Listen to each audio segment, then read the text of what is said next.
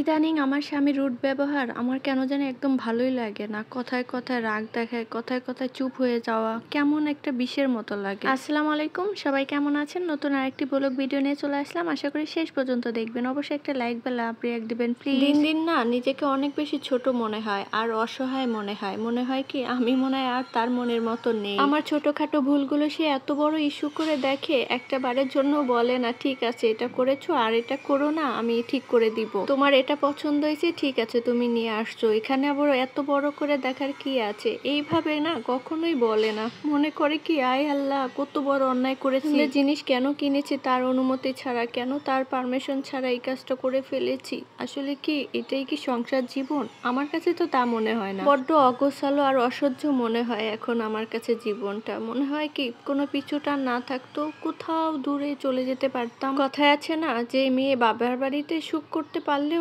স্বামীর ঘরেতে করতে পারে না।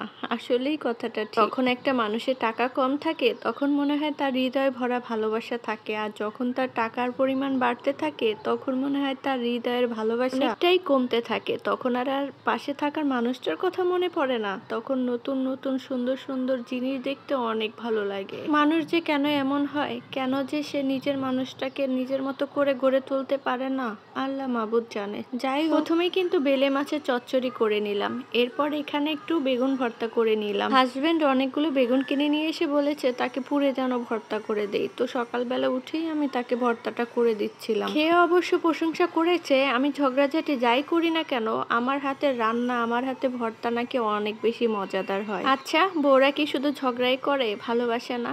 অবশ্যই ভালোবাসে। আমার হাজবেন্ড এটা বুঝে, কিন্তু তারপরে একটু ঢং করে নেয়। এরপর আর কি, মেয়ের জন্য তো রান্না করতে হবে। উনি নাকি চিপস খাবে, কে যাবে এই 6 তলা বেয়ে নিচে? তাই বাসায় চিপস বানিয়ে নিচ্ছিলাম, এক বাটি বানিয়ে নিচ্ছি স্বাস্থ্যসম্মত। মেয়ে মা দুজন মিলে বসে বসে খাবো, কি যে টেস্ট আর কি যে ভালো লাগে। প্রথমে কিন্তু আলুগুলো স্লাইড করে কেটে নিয়েছি, তারপর সুন্দর করে ধুয়ে লবণ মেখে রোদে দিয়েছি। রোদে না দিলেও ফ্যানের নিচে দিয়ে টিস্যু দিয়ে মুছে নিয়েছি। এরপর এখন ভেজে নিচ্ছি। এটা এখন আমার নিত্যদিনের কাজ হয়ে গেছে। মেয়ে একদমই ভাত খায় না, তার নাকি এগুলোই ভালো লাগে। বলেন তো কেমন লাগে? মাঝে মাঝে মনে হয় আমি মনে হয় পারফেক্ট মা হতে পারলাম না। কি সুন্দর অন্য মায়েরা দেখি সন্তানদের ঠিক টাইম মতো খাওয়ান দেয়, আর আমি যতই খাওয়ান দিতে যাই না কেন তার তো অন্য কিছু খেতে মন চায়। এই তো একে একে চিপস গুলো ভেজে নিচ্ছিলাম, আর মনি তো বারবার এসে বলতেছে আম্মু হয়নি, আমি তো খাবো। আর আমি বলতেছিলাম এই তো হয়ে যাচ্ছে। তো প্রথম থেকে শেষ পর্যন্ত কিন্তু অনেক কথাই বললাম। আমার কাছে মনে হয়েছে এগুলো বাস্তব, আমার আশেপাশে ঘটে, মাঝে মাঝে আমার সাথেও ঘটে। তোমরা আবার কেউ কিছু মনে করো না আপুরা।